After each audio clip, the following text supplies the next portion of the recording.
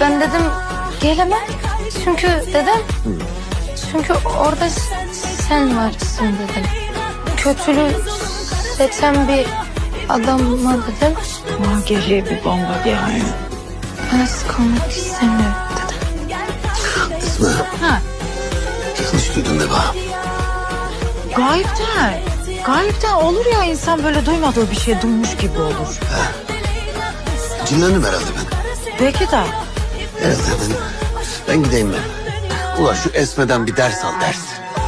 Yeni sevdalık ettiğimiz vakit beni 3 ay peşinden sürükledi. Yerlerde süründüm ben.